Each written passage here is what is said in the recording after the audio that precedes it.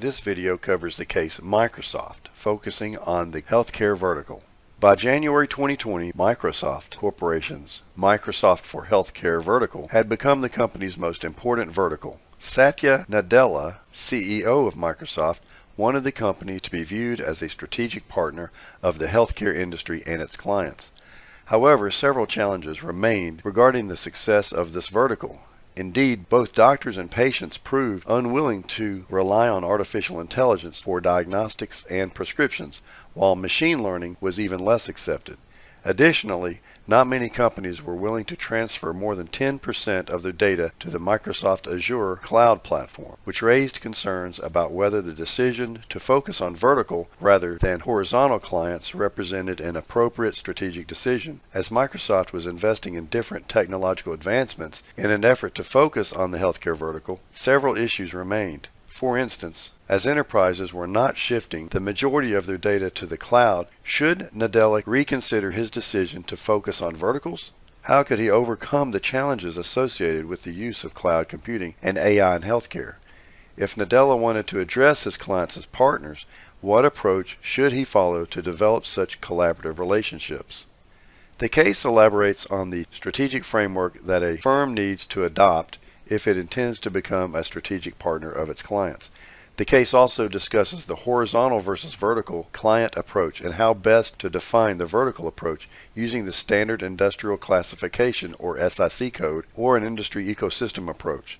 The case further discusses how companies should deal with users' resistance to new technologies.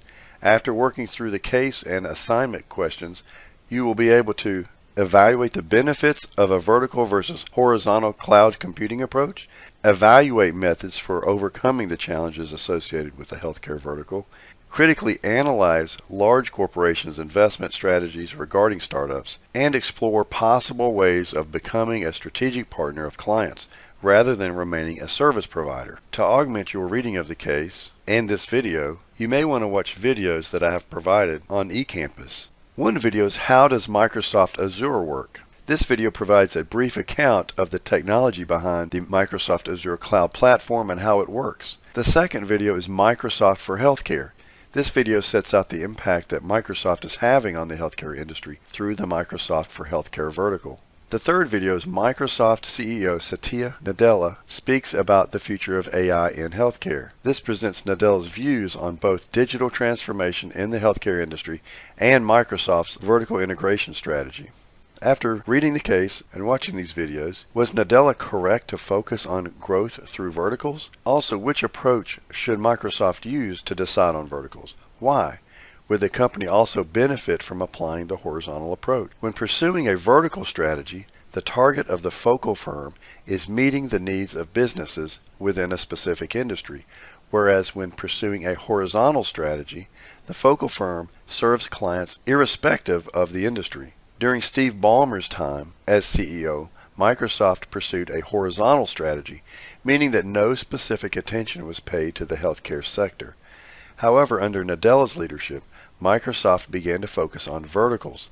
Microsoft prioritized 6 verticals: education, financial services, government, health, manufacturing, and retail. Clients such as Starbucks Corporation in the retail vertical, Chevron Corporation in the automotive industry vertical, and Walmart, also in the retail vertical, made use of the Microsoft Azure Cloud Computing Platform, including the Internet of Things and AI-enabled services. An important criterion when considering a vertical client is the market size. Observers may argue that focusing on verticals was probably not the best decision for Microsoft because in 2017 only 40% of U.S. companies uploaded more than 10% of their workloads to the cloud. Yet by 2020, 80% of companies plan to upload more than 10% of their data to the cloud. However, 10% as a reference point is too low, implying that companies were not transferring the majority of their data to the cloud. In these circumstances, focusing on selective verticals such as healthcare may not be appropriate. Microsoft may need to address all the cloud computing related concerns as listed in Case Exhibit 4 in your case before focusing on just a few industries. Note also that Microsoft executives such as Peter Lee appreciated the shift toward focusing on verticals and believed that Nadella could define the digital future through a vertical approach. Furthermore, each vertical client or industry has specific needs and requirements. For instance, investment firms face stricter regulatory and compliance challenges when it comes to the storage and backup of shareholders' data, although such norms are not so stringent for the manufacturing and construction industries. Overall, the way in which businesses make use of technology depends upon the nature of their industry. Thus, customizing technology on the basis of the client's industry peculiarities can enhance revenues for firms. All this suggests that focusing on verticals is feasible. One means of creating verticals involves the use of the SIC code approach. Using this approach, industry-based clients are selected on the basis of the SIC code assigned to them by the Securities Exchange Commission. For example, automobiles and electronics have different SIC codes. However, defining industry verticals using this approach is not easy, as some industries cannot be accurately categorized under any specific vertical. For instance, retail can involve grocery retail, pharmacy retail, and other sectors. Another approach to creating verticals is the ecosystem or value network approach. According to this approach, all the industries associated with the focal industry are considered. For the focal firm, the key question concerns how value is being created within the industry. For instance, in the healthcare industry, value is jointly created by hospitals, pharmacies, payers, and medical device manufacturers. All these sectors have different SIC codes, although they all fall within the paradigm of the healthcare value network. In terms of selecting industry clientele, although the SIC code approach may seem more convenient, since each industry has its own value network, it is more beneficial to recognize opportunities based on the value network. Thus, following the healthcare value network approach, Microsoft should try to add value to all these sectors. However, in relation to the choice between the vertical and horizontal approaches, depending upon their needs, clients may benefit from vertical or standardized horizontal cloud computing approaches. Data analytics companies such as Densify help business enterprises to determine whether they require customized vertical or standardized horizontal solutions, which suggests that some clients require a standardized solution. This likely explains why Amazon Web Services also offered a standardized version of its cloud computing service. Amazon Web Services was more cost-efficient, albeit slow with regard to the retrieval of data. Given that clients may vary in terms of their needs, Nadella should not totally reject the possibility of a horizontal cloud solution for his existing clients or potential new customers. What capabilities should Microsoft focus on in the healthcare vertical? How can it overcome the associated challenges? Although Microsoft held patents in the fields of AI and telehealth, the company held significantly fewer patents overall than its competitors. See Case Exhibit 3. Thus, Microsoft had the scope to improve in several fields. In the field of AI, Microsoft specifically focused on machine learning, which can be defined as the science of getting computers to learn and act like humans do and improve their learning over time in autonomous fashion by feeding them data and information in the form of observations and real-world interactions. See Case Exhibit 1. Unlike humans who can assess data only a few times, machines can perform several iterations, thousands of times, and at much higher level in terms of both speed and accuracy. As part of the Premonition project, Microsoft estimated the number of bacteria and viruses found in sequenced environmental samples using machine learning.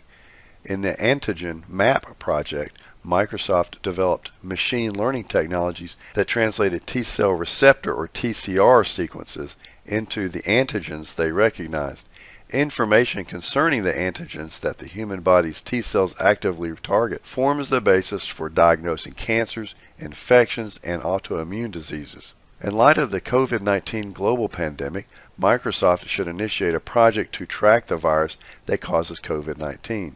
Given the patient data-related challenges associated with machine learning in the healthcare field, If Microsoft can achieve any success with regard to the prediction and treatment of COVID-19, it could have a tremendous impact on consumers' trust in machine learning, while medical doctors might become more willing to share information. However, Microsoft should also work on improving the accuracy of machine learning, as it largely uses inputs based on previous diagnoses and outputs to train itself.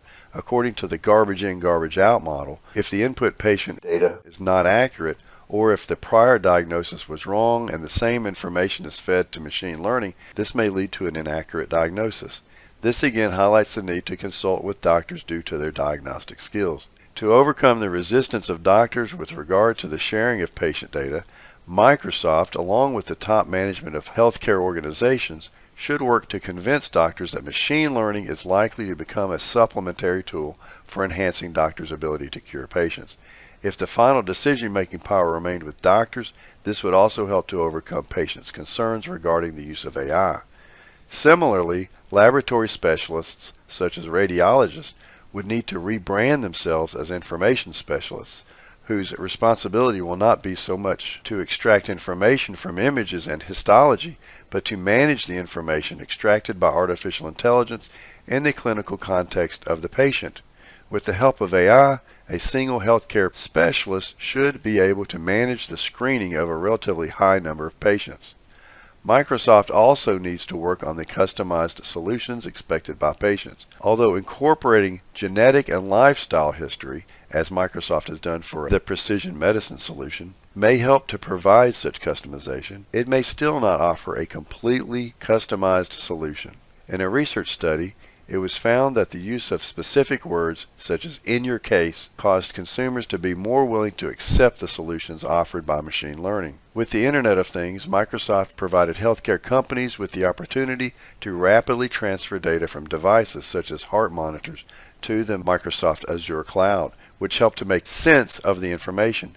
When combined with AI, smart devices, which are connected to the Internet, can help with the remote measurement and analysis of patient data in real time, thereby improving patients' quality of life. As Microsoft has expertise in AI for the Internet of Medical Things, rather than just offering Microsoft Azure for data storage, Microsoft should partner with healthcare organizations to analyze patient data in real time. Although Nadella focused on healthcare, Microsoft's cloud computing was not customized according to industry-specific needs. Cloud computing customization was expensive. As healthcare was one of the most important sectors for Microsoft, its product and research teams worked with their customers to develop cloud-based AI platforms with the aim of integrating information across healthcare providers, pharmacies, and payers. However, this suggests the need for a lot of customization of the cloud for the healthcare sector, and Microsoft should consider creating a specialized cloud, even if doing so is expensive. Integrating several players, such as pharmacies or payers, into the same platform may require meeting the specific needs of clients. Thus, a customized cloud computing solution would be advantageous. In 2018, the medical cloud storage market was worth $10.1 billion, and its growth potential was estimated to be 11% per year. Given the huge potential of the market, it might be worth investing in a customized cloud solution. Another challenge for cloud computing concerns the reputation and trustworthiness of cloud computing firms, as was evident from the Walgreens Boots Alliance, or WBA, and Microsoft partnership. After 3 years of searching, WBA decided to partner with Microsoft due to its trustworthiness. This implies that Microsoft should be able to overcome any trust issues as it searches for more healthcare clients to transfer to the cloud, even if they are hesitant to do so due to the sensitive nature of patient data. Think about Microsoft's investment strategy concerning healthcare startups. Should Microsoft try to acquire such startups? While selecting startups to invest in, corporate investors should ensure that the resources of the startups complement the business of the incumbent firm. In fact, complementary resources often increase revenues, thereby creating a win-win situation for both the startup and the corporation. Microsoft's investment in healthcare startups originated from its accelerator or incubator programs, including Microsoft Scale Up and Microsoft AI Factory, which funded healthcare companies during the early stages. Microsoft's venture fund M12, however, participated in later stage funding, such as the pre-initial public offering or IPO round. In both cases, the investment remained confined to healthcare, data management, and analytics companies. Late-stage funding is considered less risky, as a startup's ability to reach that funding stage is an indication that it has succeeded to some extent. Some of the startups for which Microsoft invested in late-stage funding, such as Innovacker Incorporated, worked on analytics to help with decision-making by healthcare practitioners. By investing in machine learning, Microsoft also focused on data analytics. The company might benefit more from acquiring startups such as Innovacker than from solely making financial investments. Startups such as Innovacker could complement the data analytics being conducted by Microsoft. Moreover, the startups could make healthcare data, which had previously proved challenging, accessible to Microsoft. For example, during one AI project, Microsoft partnered with Adaptive Technologies Incorporated, a biotechnology startup, to gather clinical data and conduct analyses. Acquiring such startups could help Microsoft gain access to healthcare data. When compared with its competitors, Microsoft held fewer patents. See Case Exhibit 3. Moreover, Microsoft previously engaged in an unsuccessful joint venture with a large firm. In addition, instead of investing solely in data analytics startups, Microsoft should invest in other healthcare startups, such as the Internet of Medical Things or electronic data storage startups, as Microsoft is also active in those categories. Nadella wanted Microsoft to be a partner of its clients. Why? What strategies should Nadella adopt to ensure that Microsoft's alliance with its healthcare clients is successful? Nadella treated Microsoft's clients as partners because of the joint work they engaged in. For example, Microsoft and WBA expected to participate in joint research and development activities. Aside from this, Microsoft's machine learning projects also required inputs from the healthcare sector, as software engineers could not have completed such projects independently. Machine learning involves the use of algorithms to solve complex tasks. Computer scientists, who are trained in writing algorithms, perform this role. Computer scientists are engineers and mathematicians by training, which means that they do not see a problem from the perspective of a particular discipline. Thus, it is vital to create an interdisciplinary team comprising not only computer engineers who write algorithms, but also experts from the discipline for which the algorithms are to be written. Microsoft appointed healthcare specialists to its board of directors. The company should also focus on hiring healthcare engineers. This could help Microsoft provide better inputs for machine learning. For example, when diagnosing cancer by means of machine learning, the software receives input based on previous patients' data. For example, clump size, uniformity of cell size, etc., and also requires output data, such as patients diagnosed with benign or malignant tumors. Here, a team of radiologists and computer engineers is required to develop the necessary machine learning algorithm. In addition, all team members, i.e. both engineers and non-engineers, need to speak the same language and share the same frame of reference. This necessitates specific training for the non-engineers, in this case healthcare professionals. Thus, it is vital to provide machine learning training to doctors and the medical team so that they can work on the same platform as the software engineers. In this way, Microsoft's healthcare team, along with its engineers, would be able to speed up the process of converting healthcare data into meaningful insights. Microsoft could either launch its own program or sponsor certification programs offered by educational institutes.